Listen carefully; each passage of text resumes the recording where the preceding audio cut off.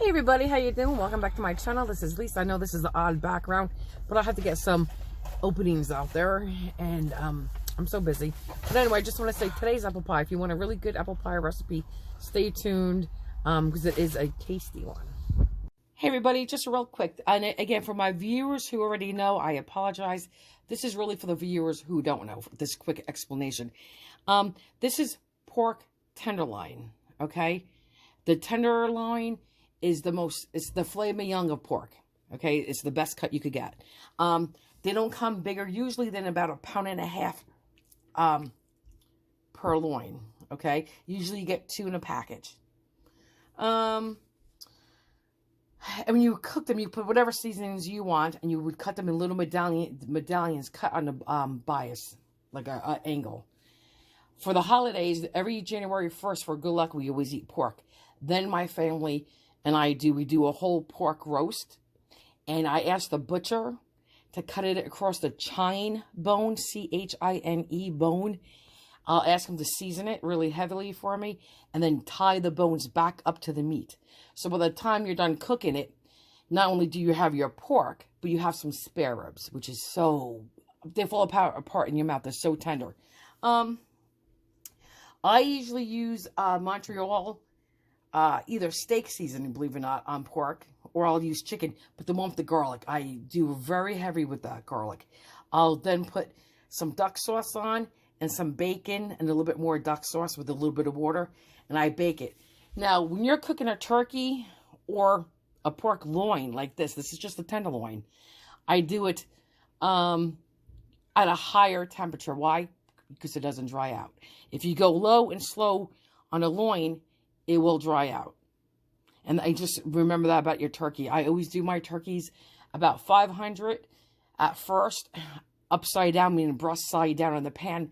Then I'll flip it and lower the temperature. But I always start out high. Now, when you go for the roast, you want to cook that lower and slower. So here we go. Just wanted to explain that real quick. Let me wash my hand real quick because I've been touching this. And I need my right hand. As you want to season this heavy, I'm using McCormick's Montreal chicken seasoning. Okay.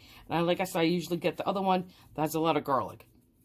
And these can be spicy, so you may want to watch what you're doing and watch the bacon. And I'm going to season both sides, including the sides.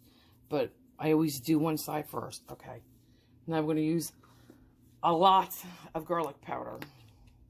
And guys, you use as much or as little as you want. You know, this just adds a really nice flavor. You know what's good too? White balsamic apricot vinegar. That's good, actually, believe it or not, with meatloaf. So now this is a little bit of onion powder. Just a little bit, not too much. Salt. You gotta always season your meats well. Okay. Okay. Now I'm gonna flip it. And these, like I said, are so succulent. Very good. Okay.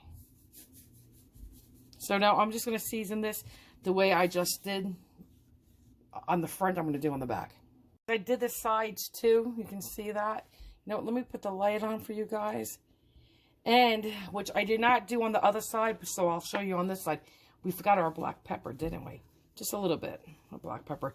I'll do the other side. Guys, you know something what my mother does too for my father? You know pork chops? She'll get Santa cut pork chops without the bone. And she'll just put a little duck sauce on that, wrap it in bacon, and just bake it in the oven that way. Now this, since I'm doing this, again, you could cook this at 425. I'm going to do mine at 400. So 400 to 425, anywhere 20 to 30 minutes, depending on your oven and the exact temperature. So I'm going to add just a little bit of water because we don't want that in there to burn, and I'm going to use a spoon to loosen that up. And during cooking, if you have to add a little water, by all means do, and give it a stir. Okay, just a little stir, just like this. And when you're cooking, you'll kind of want to stir it. So now how I start mine, I'll put a little duck sauce on first.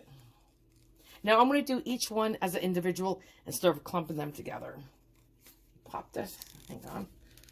Ken's not here and I'm having a hard time popping it. There you go. Okay. And you have to use your hands, guys, and get a little dirty. That's okay. Clean hands. And that's why we have soap and water, to wash your hands before and after. Okay, so I'm just going to rub the duck sauce. And they have hot duck sauce. This is mild. You could use apricot. You can use pineapple. There's a lot of choices you could use. Now, I'm going to use the bacon. Guys, I usually get thin cut sliced bacon for this. And when I have my pork roast, the big one, I wrap it, because it's a big one, around. Okay? You can still do that if you want here. Or you can lay it in big strips like this. Whatever you want. Whatever easier. How about we do one of each? Okay? Okay. Just like this. If you have to break the bacon, by all means, you can. I mean, rip it. Can you see everything I'm doing? All right.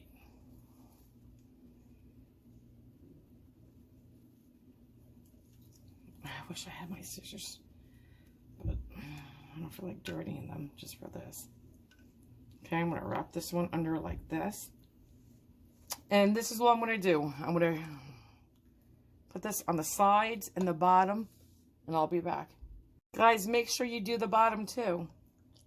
Okay? You got to do the bottom too. You make a bed for your pork to sit on. That's what I'm going to do. A bed of bacon.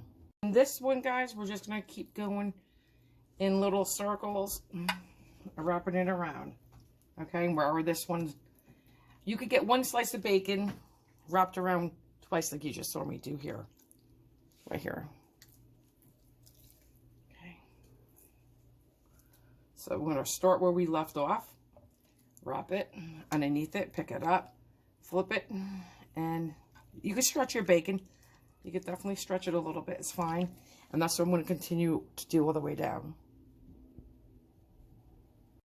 And guys, listen, at the end of the day, when this cooks, it's okay if the bacon doesn't stay on. Usually when I have my big pork roast, the bacon stays on. And when you slice it, for the most part, it stays on. And when you slice it, you have bacon all on it. If it falls off here, that's okay. You know what? Just pick it up, place it on it, serve it alongside, and who's ever eating will take a bite, you know, a pork, and put a little bite on the fork. So now I'm going to take more duck sauce. I hope I said that right. Meaning they're going to take a bite with their fork and put more bacon. Okay, so here we go. And now I'm going to use my hands. And I'm just going to make sure I rub this all in. I don't really have to do the bottom since I already rubbed it on there. But when I do my pork roast, I make sure I do. I put like a little bed of duck sauce down as well. So this is all I'm going to do. And it's really a simple, delicious, tasty recipe. Guys, I'm just going to take a little bit more water and just do a quick little drizzle. Just a little bit. And again, you have to check this. Okay? When you do a bigger pork roast, that's about 3 pounds with the bone, or just even without bone. Usually do it about 2 to 2.5 hours. Again, this is so quick because it's very skinny and there's no bone. But I will check it just to make sure there's nothing burning. And there should be nothing sticking or burning because this is gonna cook quick. Okay, and that's it. So let me show you really quickly what it looks like. I want to incorporate all that water. Okay, here we go. This is what it looks like. Oh, God, that's so good. And my mother has been making this recipe for years, since I've been a little kid. And I'll tell you what, that's way before cell phones and beepers and call waiting and all that stuff. Before there was anywhere to get a recipe. My mother's been doing this. So my mouth is watering. I'm swallowing hard because I know how good this is. All right, I'll see you in about 20 to 25 minutes. Preheated hot oven. Mine is at 400. Definitely do 425 too. Guys, here it is. Yum, yum, yum. I'm telling you, it smells amazing. And I know what it tastes like. So my mom has been making it for years. So anyway, I'm going to just put it on a cutting board. It just came out of the oven. And I'll be right back. Guys, here it is, the one. I'm going to let it sit for about 5 minutes. And then we're going to carve it. I think it may be easier for you to wrap the bacon around and carve it that way than doing it straight across. I always do mine round. And I like it better this way. I'm just zooming in a little bit so you can see that. I mean, it's cooked perfectly. Oh, and I cooked mine for about 45 to 50 minutes. I thought I had my oven pre-lit. Like I've been preaching to you guys. Pre-light that oven, have it piping hot. Mine was ice cold. Plus, my oven is off, so I had to go a little bit longer.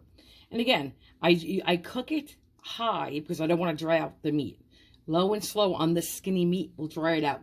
When you, like I said, when you do turkey, you want to start out high, 500, and then lower the temperature.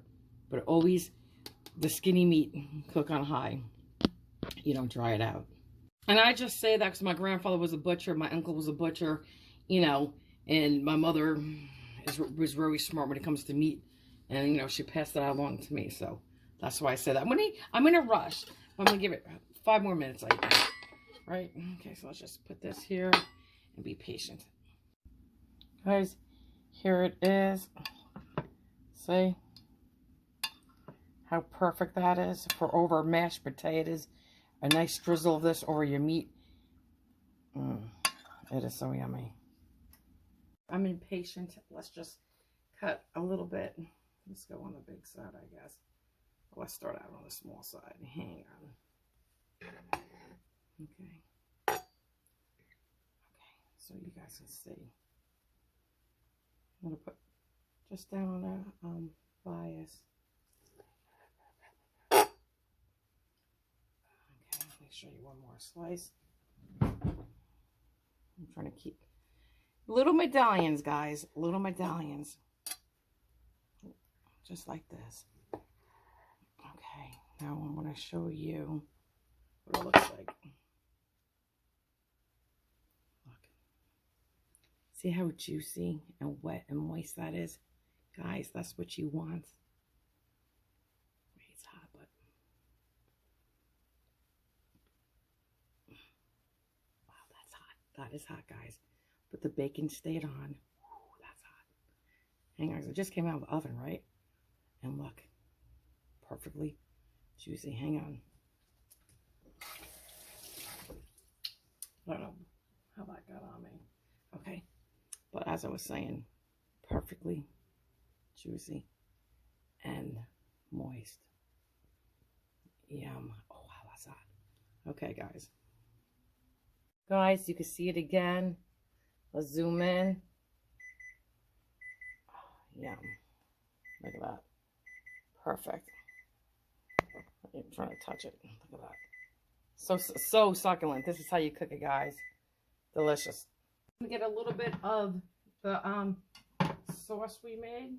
Well, that we didn't make it, but with the just the juices, the duck's sauce and the bacon drippings. Oh my God, yum!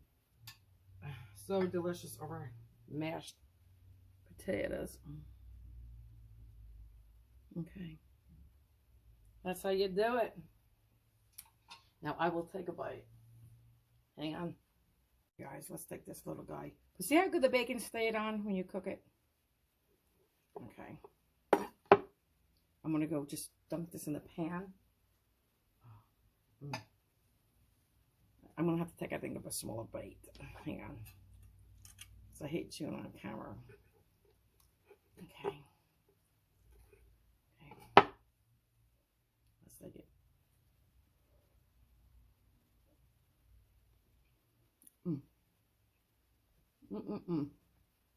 Guys, there's not enough words to say how simple and how delicious this is. Guys, I only give you tried and true recipes. that are family recipes passed down from generation to generation, or something my mother created, or me, or something you could get. And, you know, that was tested. But I'll tell you what, guys, it is so good. Perfectly seasoned. And I gotta stress this to you guys. You have to use garlic. You have to use garlic. But you taste juiciness, a mild, you taste the duck sauce mild, but it was flavored with pork juices and bacon fat. And it was just, guys, it's delicious. It's super yummy. Gotta make this. But it's so juicy. And I do have some recipes. You can look for them. I have 100 and probably 70 something videos by now. I have 2 for mashed potatoes. One is a nice holiday potato too. It's an overnight potato. You can do the day before Thanksgiving or Christmas Day or New Year's Day and do the day before and just stick it in the oven and reheat. It's delicious. Very good. Look for them. I will also try to remember to put the link down in descriptions.